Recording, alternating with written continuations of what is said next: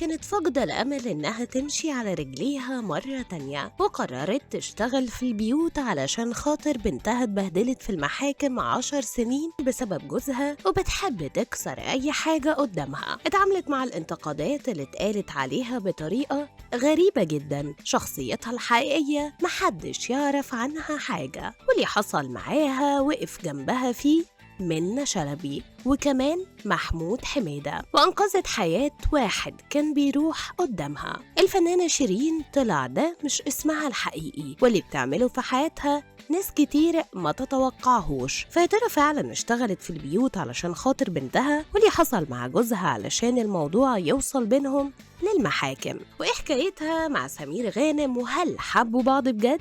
وليه رفضت تدخل راجل تاني حياتها؟ تفاصيل كتير جدا عن حياة شيرين محدش يعرف عنها أي حاجة. خليكم معايا في الفيديو ده وهتعرفوا كل حاجة. الفنانة الكبيرة شيرين طلع اسمها الحقيقي أشجان، وما كانتش في الأساس ممثلة ولا حاجة. دي كانت راقصة باليه في الفرقة المصرية الرسمية، وأهلها ساعدوها إنها تعمل الحاجة اللي بتحبها، بس اتعرضت للظلم وهي صغيرة، وكان في ناس بتترجم الكلام غلط ما بينها وما بين المدرسين، وعشان كده ما كانتش بتاخد الدرجات النهائية. وكان قرار والدها وقتها إنه يتعلم روسي علشان يساعدها وما تحتاجش مترجم، وفعلا بعدها جابت الدرجات النهائية وبقت بتقبض في الشهر مبلغ كبير على واحدة في سنها. شيرين طلعت مش زي ما بتظهر على الشاشة خالص، الست الرقيقة زي ما الناس عرفتها في مسرحية المتزوجون مع سمير غانم، واللي كان سبب في إنها تدخل المسرح. اتقال وقتها إنه حصل ما بينهم قصة حب، بس ده ما كانش حقيقي خالص، وكل الموضوع إنه كان الأستاذ بالنسبة ليها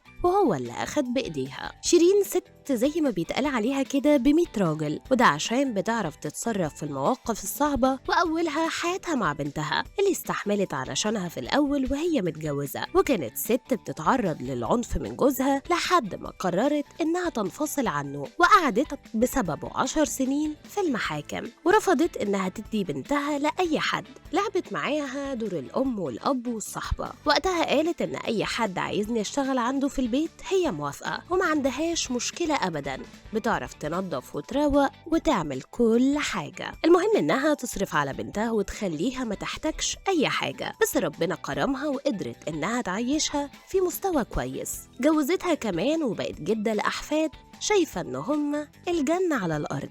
رفضت شيرين إنها تدخل أي راجل حياتها، وده علشان خاطر بنتها، لأنها مش ضامنة أي راجل ممكن يقعد مع بنتها وهي بتسافر، فكانت حياتها مقفولة عليها. ومن جدعنة شيرين إنها قررت ما تخافش، وقفت مرة على الدائري وأنقذت حياة واحد قبل ما يروح من الدنيا، وحافظت عليه لحد ما وصل لأهله، وما كانتش خايفة أبدا. بس من المشاكل الكبيرة اللي حصلت في حياة شيرين هي إنها كانت مش هتمشي على رجليها مرة تانية، وده بعد ما ركبتها اتكسرت 7 مرات بسبب سلمة، وفقت على نفسها في المستشفى جنبها منة شلبي ومحمود حميدة، واللي حلفوا انهم مش هيشتغلوا في الفيلم اللي كانوا هيعملوه سوا الا لما تقوم. ومرت بفترة صعبة كانت ممنوع حتى تلمس الارض، وبعد شهور طويلة قوي قدرت انها ترجع تقف على رجلها مرة تانية. انتوا بقى كنتوا عارفين التفاصيل دي عن شيرين ولا لا؟